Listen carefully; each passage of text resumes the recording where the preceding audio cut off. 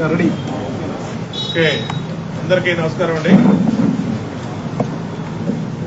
జగన్మోహన్ రెడ్డి ప్రభుత్వం ఏదైతే పోలీసు వ్యవస్థని గత 5 సంవత్సరాలుగా దుర్వినియోగం చేస్తూ ప్రతిపక్ష పార్టీల మీద, ప్రతిపక్ష పార్టీ నాయకుల మీద, మాజీ ముఖ్యమంత్రి మీద, అలాగే తెలుగుదేశం పార్టీ జాతీయ కార్యదర్శి నారా లోకేష్ గారి మీద ఏ విధంగా అయితే తప్పుడు కేసులు గత 5 సంవత్సరాల నుంచి నిరంతరం పెడతా ఉన్నారో దాన్నే మళ్ళీ ఎన్నికల కోడ్ వచ్చిన తర్వాత కూడా, ఎన్నికల కోడ్ వచ్చిన తర్వాత అధికారులందరూ కూడా ఎన్నికల కోడ్ కమిషన్ గారి పరిధిలోకి వెళ్ళిపోతారు. కానీ ఇక్కడ ఏ రాష్ట్రంలో జరిగినటువంటి వింత పోకడ ఆంధ్రప్రదేశ్ రాష్ట్రంలో జరుగుతా ఉంది. దీని మీద ఎన్నికల కమిషనర్ గారు కూడా దృష్టి పెట్టాలి. ఎందుకంటే ఇవాళ ఆపద్ధర్మ ముఖ్యమంత్రిగా ఉన్నటువంటి జగన్మోహన్ రెడ్డి ఎమ్మెల్యేలు లేరు, మంత్రులు లేరు, ముఖ్యమంత్రి లేడు. కంప్లీట్ గా ఎలక్షన్ కోడ్లోకి, నిబంధనలోకి రాష్ట్రంలో అన్ని వ్యవస్థలు వచ్చిన తర్వాత కూడా మీ కళ్ల ముందే తప్పుడు కేసులు పెట్టి నామినేషన్ వేసినటువంటి నన్ను ఈరోజు పోలీసులు నిత్యం వేధిస్తా ఉన్నారు. నిత్యం 100 మంది పోలీసులైనా మా ఆఫీస్ చుట్టుముట్టారు. 100 మంది, 2 ఏసీపీలు,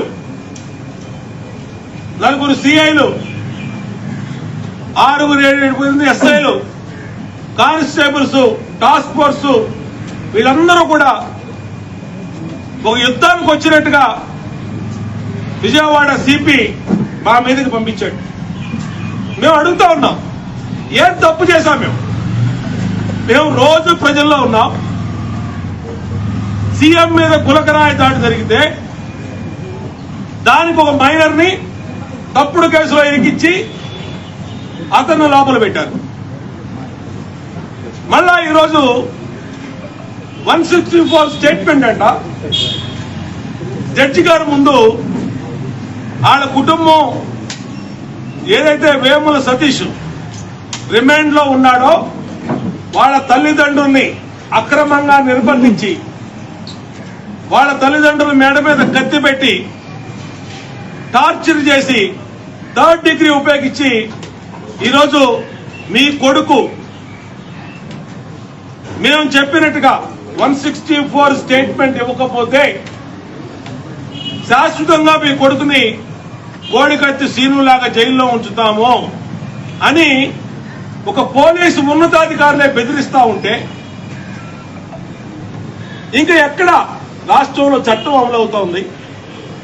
ప్రతి అంశాన్ని ఎలక్షన్ కమిషన్ గారి దృష్టికి తీసుకెళ్తా ఉన్నాం, డీజీపీ దృష్టికి తీసుకెళ్తా ఉన్నాం.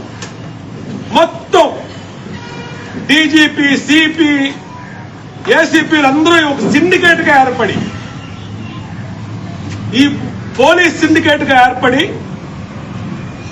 Telugu Desam party nomination MLA contested క్యాండిడేట్లు వేధిస్తానికి కుట్ర పన్నారనంటే ఇంతకన్నా దుర్మార్గం ఉందా అని అడుగుతా ఉన్నా. సిగ్గుతో చచ్చిపోవాలి మీరు ఐపీఎస్లు.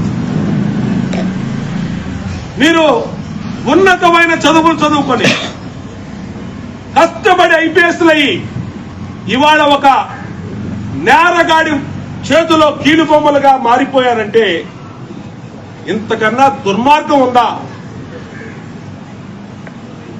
మీ చొక్కాల మీద ఉన్నటువంటి ఐపీఎస్ సిగ్గుతో తల వంచుకుంటుంది, సిగ్గుతో తల వంచుకుంటుంది. సిపి కాంతిరావు అన్న టాటా అని చెప్తా ఉన్నా, డీజీపీకి చెప్తా ఉన్నా, సీతారామాంజలికి చెప్తా ఉన్నా. ఏంటిది? గులకరా వేశాడని అతను తీసుకెళ్లారు. అతను స్పష్టంగా చెప్పాడు, ప్రెస్ లో, పేపర్లో వచ్చింది. మా అన్నా క్యాంటీన్ ని, మా ఇంటి పక్కన ఉండే అన్నా క్యాంటీన్ తొలగించారు. మా అమ్మకి 200 నాకు 300 ఇస్తానని డబ్బులు ఎగ్గొట్టారు. మధ్యాహ్నం నుంచి ఎండలో నుంచున్నాము. ఆ కడుపు మంటతోనే గులకరాయేశానని చెప్పి అతను స్పష్టంగా చెప్పాడు. చెప్పిన మైనర్ బాయ్ అయినటువంటి వేముల సతీష్ ని తప్పుడు ఆధార్ కార్డు సృష్టించి తప్పుడు బర్త్ సర్టిఫికేట్ సృష్టించి ఇవాళ అతన్ని రిమాండ్కి పంపించి వాళ్ళ తల్లిదండ్రుల్ని బెదిరించి 2 రోజుల నుంచి వేముల సతీష్ వాళ్ళ అమ్మా నాన్న పోలీసుల చిత్రహింసలు తట్టుకోలేక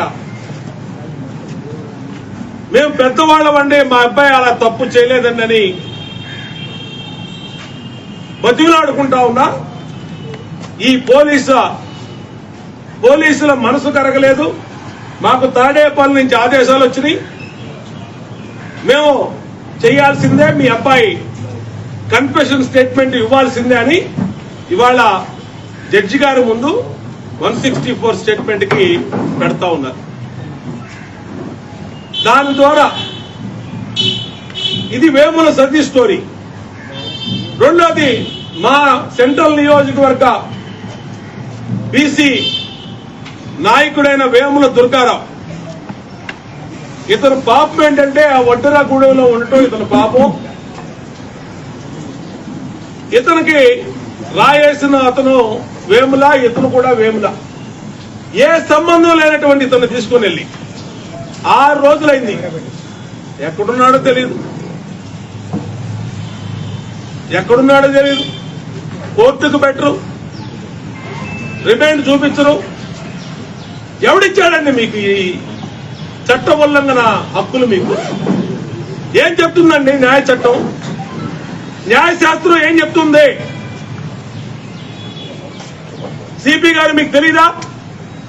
24 అవర్స్ లోపు జడ్జి గారు ముందు పెట్టాలని తెలీదా మీకు? 6 రోజుల నుంచి ఎవరో కాకినాడ నుంచి ఏసీపీ హనుమంతరావుని పిలిపించారు. రమణమూర్తి అనే ఏసీపీని గుంటూరు నుంచి పిలిపించి చిత్రహింసలు దుర్గారావుని, వేముల దుర్గారావుని, ఆడ తాలూకా 5 ఆడవాళ్ళని ఇవాళ కూడా వాళ్ళ ఇంటి మొహం చూడాల. ఒప్పుకోమని, తప్పుడు కేసు ఒప్పుకోమని ఆడవాళ్లతో సహా పోలీస్ స్టేషన్ లో పెట్టి చిత్రహింసలు పెడుతున్నారంటే అసలు ఈ రాష్ట్రంలో చట్టం అమలవుతుందా? చట్టం అనేది ఉందా? ఎన్నికల సంఘం పట్టించుకోదా? మేము మొదటి రోజే ఎన్నికల సంఘానికి కంప్లైంట్ చేశాం. సిబిఐ ఎంక్వైరీ ఇవ్వండి. సీఎం మీద గులకరాయి దాడిని గతంలో కూడా కోడికత్తి కేసు ఇట్లాగే చేసి సానుభూతి పొందడానికి అమాయకుడైన కోడికత్తి శ్రీనునికిచ్చి 5 సంవత్సరాలు జైల్లో పెట్టించిన ఘనత జగన్మోహన్ రెడ్డిది. కాబట్టి మీరు సిబిఐ ఎంక్వైరీ ఇవ్వండి అని చెప్పి మొదటి రోజే లెటర్ రాశాం. ఎవరు రాయాల్సిన లెటరు? జగన్మోహన్ రెడ్డి రాయాలి. నా మీద దాడి జరిగింది, నా మీద దాడితో అన్ని తేల్చండి అని చెప్పి అతను రాయాల్సినటువంటి లేఖని మేము ఒక ముఖ్యమంత్రి మీద దాడి జరగటం కరెక్ట్ కాదు, అది గులకరాయి అవనండి, కంకర్రాయి అవనండి, కరెక్ట్ కాదని చెప్పి మేము ఎన్నికల సంఘానికి సిబిఐ కుమ్మని లెటర్ ఇచ్చాం. గవర్నర్ గారిని కలిసాం. గవర్నర్ గారికి కూడా సిబిఐ ఎంక్వైరీ ఇవ్వండి అని జరిగిన విషయం మొత్తం చెప్పానికి సిబిఐ ఎంక్వైరీ ఇవ్వండి, అమాయకులను ఇరికిస్తున్నారు, ఇలా వడ్డెరగూడెంలో వాళ్ళని ఆడవాళ్లతో సహా తీసుకెళ్లి పోలీసులు కొడుతున్నారు. దాదాపు 20-30 ఆ రోజుకి ఆడవాళ్లు వడ్డెరగూడెంలో కనపడతలేదు. 10 మంది వడ్డెర కులంలో వడ్డెర కాలనీ పిల్లలు కనపడతలేదని చెప్పి గవర్నర్ గారు చెప్తే గవర్నర్ గారు ఆశ్చర్యపోయాడు. ఇదేంటి ఇలా కూడా చేస్తారా అన్నాడు. సుప్రీంకోర్టు న్యాయమూర్తిగా పనిచేసినటువంటి గవర్నర్ గారికి కూడా వీళ్ళ క్రిమినల్ పాలిటిక్స్ అర్థం కానటువంటి పరిస్థితి వచ్చిందంటే ఏ విధంగా ఈ రాష్ట్రంలో జగన్మోహన్ రెడ్డి వ్యవస్థల్ని తన రాజకీయ కక్ష సాధింపుకు వాడుకుంటానో అన్నది అర్థమవుతోంది. నేను అడుగుతా ఉన్నా, ఎందుకు ఎవరు మీరు సిబిఐ ఎంక్వైరీకి? మీకు చిత్తశుద్ధి ఉంటే దాడి మీద వాస్తవాలు తెలియాలంటే సిబిఐ ఎంక్వైరీకి రాయండి. ఎందుకు మీరు వేముల సతీష్ ని 164 తప్పుడు కన్ఫెషన్ స్టేట్మెంట్ ఇప్పిస్తా ఉన్నారు? ఎందుకు వాళ్ళ అమ్మా నాన్నని చిత్రహింసలు పెట్టారు? వేముల దుర్గారావుని 6 రోజుల నుంచి ఎందుకు రిమాండ్ కి జడ్జి గారి ముందు పెట్టకుండా ఎందుకు మీరు అతను చిత్రహింసలు పెడుతున్నారు? ఆయన తాలూకా 5 ఆడవాళ్ళని ఈ రోజు కూడా, ఈ నిమిషానికి కూడా చిత్రహింసలు పెడుతూ వాళ్ళని కేసు ఒప్పుకోమని, మా పేర్లు చెప్పమని ఎందుకు మీరు చేస్తా ఉన్నారు? కొంచెమన్నా చదువుకున్న ఐపీఎస్ కి నీతి ఉండాలి. సిపి గారు, నీతి, కనీసం ధర్మం. ఐపీఎస్ చదువుకున్నావు, గౌరవప్రదమైన పోస్టులో ఉన్నావు. నువ్వు నా కోసం మొత్తం వడ్డీని కూడా ఇబ్బంది పెడతావా? చంద్రబాబు గారి కోసం, లోకేష్ గారి కోసం, బోండా ఉమా కోసం నువ్వు వడ్డీని కూడా మొత్తం ఇబ్బందులు పెడతావా? సిపి కాంతిరాన్ టాటా, నిన్ను అడుగుతా ఉన్నాం, ఏం చేశారా వాళ్ళు?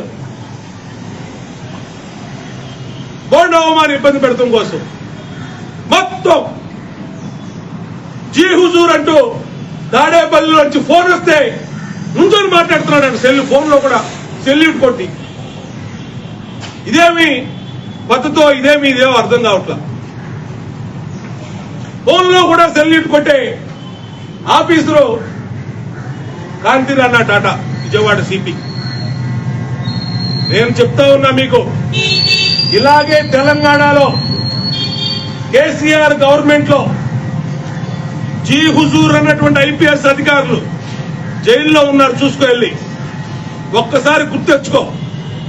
గవర్నమెంట్ మారినాక వాళ్ళ ఫోన్ ట్యాపింగ్లు, వాళ్ళ బాగోతాలు మొత్తం కూడా బయటకు వచ్చి ఇవాళ ఓసలు లెక్క పెడతా ఉన్నారు. విదేశాలకు పారిపోయారు. రేపు వచ్చేది జూన్ 4వ తారీఖున మా గవర్నమెంట్ వస్తుంది. రేపు ఈ రాష్ట్రంలో గవర్నమెంట్ మారంగానే తప్పులు చేసిన మీరు ఎక్కడికి పోతారని అడుగుతా ఉన్నా. ఎక్కడికి పోతారు? జగన్మోహన్ రెడ్డి అంటే జైలుకి పోతాడు, లేదంటే విదేశాలకు పోతాడు. మీరు ఎక్కడికి పోతారని అడుగుతాం. కాబట్టి జాగ్రత్తగా చట్టాన్ని, ధర్మాన్ని పాటించండి.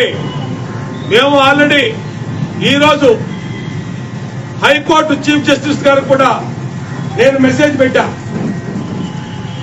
ఎన్నికల ప్రధాన కమిషనర్ గారికి కూడా మెసేజ్ పెట్టా. నేను మిమ్మల్ని విడిచిపెట్టను. బోండా ఉమాని తప్పుడు కేసులో అక్రమంగా ఇరికించాలనంటే మిమ్మల్ని ఈజీగా వదిలిపెట్టను. గుర్తు పెట్టుకోండి. నిన్న 100 మంది పోలీసులు మా ఆఫీస్ దగ్గర పంపించాల్సినటువంటి అవసరం నీకేంటి? ఏం అవసరం అని అడుగుతా ఉన్నా.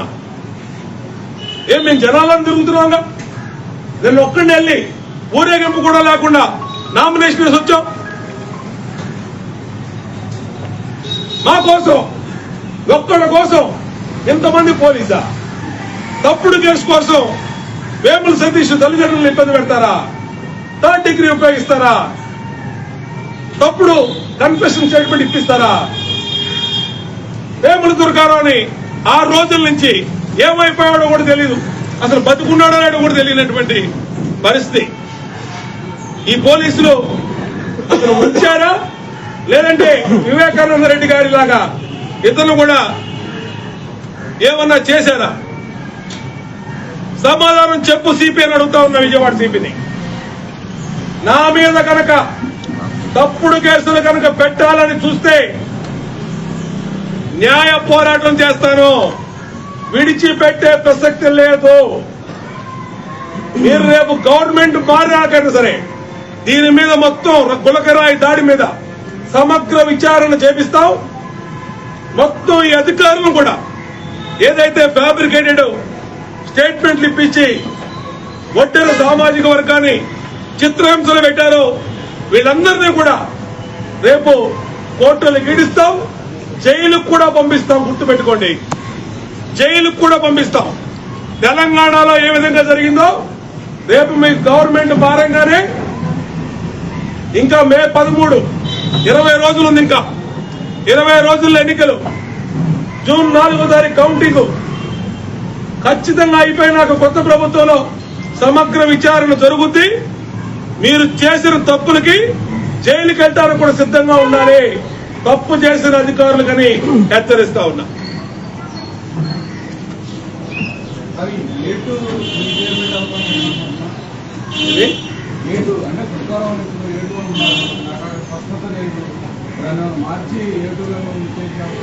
ఇది ఏమన్నా చేస్తారండి? క్రిమినల్ పాలిటిక్స్ నడుస్తా ఉన్నాయి.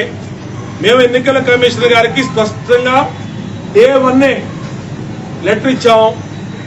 ఏమని? దీని మీద సమగ్ర విచారణ సిబిఐ విచారణ చేయండి. ఎవరు తప్పు చేస్తే వాళ్ళు పట్టుకుంటారు. వాళ్ళు ఈ తప్పుడు అధికారులు ఎవరైతే వైసీపీకి సలాం కొడుతున్న ఐపీఎస్లు వీళ్ళని విధుల నుంచి తప్పించండి అని కూడా చెప్పాం. మేము వేముల దుర్గారావు కుటుంబాన్ని వారం రోజుల నుంచి ఆడవాళ్లు కూడా పోలీస్ స్టేషన్ లో పెట్టారు. 48 గంటల నుంచి వేముల సతీష్ తల్లిదండ్రుల్ని చిత్రహింసలు గురి చేసి ఇవాళ 164 స్టేట్మెంట్ ఇప్పిస్తా ఉన్నారు. కాబట్టి ఏమి జరుగుతుందా అనేది పోలీసులకే తెలియాలి. నేను మీడియా ద్వారా విజయవాడ సిపికి, డీజీపీకి, ఇంటెలిజెన్స్ చీఫ్ కి హెచ్చరిస్తా ఉన్నా. అనవసరంగా గనక మీరు తప్పుడు కేసుల్లో మమ్మల్ని ఇరికించాలని చూస్తే మీకు హైదరాబాద్ పోలీసులు గదే పట్టుద్ది.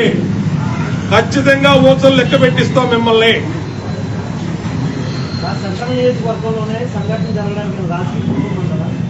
ఎవరు తెలుసండి? ఆ మహానుభావుడు ఆ దరిద్రం మాకెందుకు వచ్చింది? మా నియోజకవర్గం రావడం ఏంటి? ఆడేవాడో గులకరాయి వేయటం ఏంటి? ఆ గులకరాయి ఈడీ తగలడం ఏంటి? దీన్ని మా ఇంటి ముందు ప్రచారానికి వెళ్లకుండా మా ఇంటి ముందు 100 మంది పోలీసులు పెడతాం ఏంటి? ఇదంతా ఏం నాటకం? ఒక అభ్యర్థి నామినేషన్ వేసిన అభ్యర్థిని ఈ విధంగా నామినేషన్ వేసింది ఏంటండి? ఎన్నికల ప్రక్రియ అపహాస్యం చేస్తా ఉన్నారు. ఇక్కడ ఎన్నికల ప్రక్రియని ఒక పార్సులాగా చేస్తా ఉన్నారు. నా ఇంటి ముందు, నా ఆఫీసు ముందు నిన్న అంతమంది పోలీసులు వచ్చారంటే దేనికి వచ్చారు? నిన్న మా కార్యకర్తలు కనుక నిలవబడపోతే నిన్నే అక్రమ కేసుల్లో కస్టడీలో తీసుకునేవాడు. ఇలా ప్రచారానికి వెళ్లకుండా ఇదేనా జగన్ 175/175 అన్నావు? ఇదేనా నీ తప్పుడు ఆలోచన? చెత్త పార్టీ, చెత్త నాయాడు.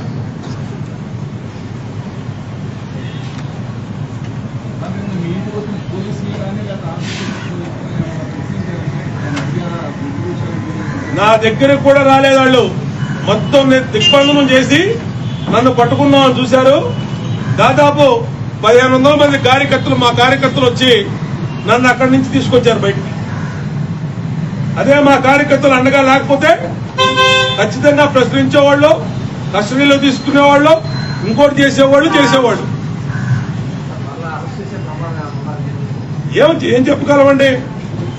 ఇప్పుడు నేను వచ్చిన దేనికి? నాతో కబుర్లు చెప్పడానికి వచ్చారు వీళ్ళు 100 మంది పోలీసులు. టాస్క్ ఫోర్స్ ఏసీపీ అంట, అతను నార్త్ ఏసీపీ అంట, టాస్క్ ఫోర్స్ సిఏ అంట, టాస్క్ ఫోర్స్ ఎస్ఐలు అంట, కానిస్టేబుల్స్ అంట. కానీ న్యాయ పోరాటం చేస్తాను. ఆల్రెడీ చీఫ్ జస్టిస్ కి మెసేజ్ కూడా పెట్టాం. హైకోర్టు చీఫ్ జస్టిస్ గారికి ఇలా ఒక ఎన్నికల నిబంధనలను ఉల్లంఘించి ఒక కంటెస్టెడ్ క్యాండిడేట్ ని బయట ప్రచారానికి కూడా తిరగనీయకుండా తప్పుడు కేసుల్లో పెట్టి మమ్మల్ని మా కుటుంబ సభ్యుల్ని ఇబ్బంది పెడతా ఉన్నారు.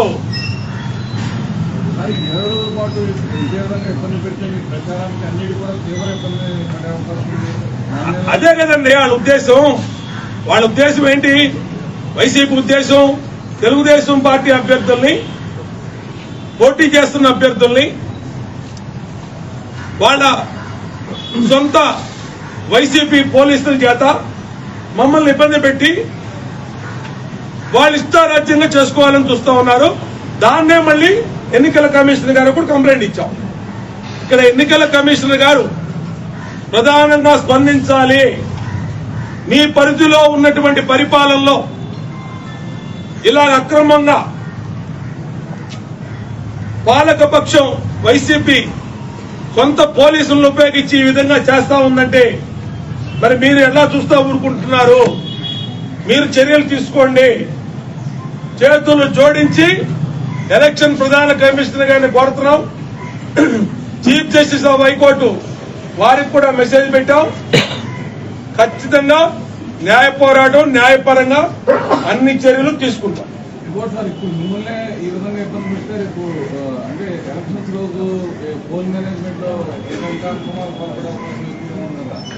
అన్ని చేస్తారండి, అన్ని అక్రమాలు చేస్తారు. అన్ని అక్రమాలు చేసే గెలవాలని చూస్తున్న వైసీపీ రేపు పోలింగ్ రోజు చేస్తారు. ఇవాళ కనుక ఎన్నికల ప్రధాన సంఘం చర్యలు తీసుకోకపోతే, ఇదే పోలీస్ అధికారులు కొనసాగిస్తే రేపు ఎన్నికలు సరిగ్గా సజావుగా జరగవు. రేపు 13వ తారీఖు పోలింగు ఇదే పోలీసులతో ఓటర్లను కూడా భయపెట్టి, నాయకుల్ని భయపెట్టి, మహిళల్ని భయపెట్టి, పోలీసుల చేత చిత్రహింసలు పెట్టి వీళ్లకు అనుకూలంగా ఓటింగ్ కూడా వేయించుకునే ప్రమాదం ఉంది. దానికనే ఎన్నికల ప్రధాన కమిషనర్ గారిని మేము విజ్ఞప్తి చేస్తున్నాం. సెంట్రల్ ఎలక్షన్ కమిషన్ కూడా మెయిల్ ఇస్తున్నాం. ఢిల్లీలో మా ఎంపీలు కనకమేడ రవీంద్ర కుమార్ గారు వాళ్ళు కూడా అపాయింట్మెంట్ అడిగారు. అపాయింట్మెంట్ ఇస్తే ఢిల్లీలో కేంద్ర ఎన్నికల కమిషనర్ గారు కూడా కలుస్తాం. ఓకే అండి.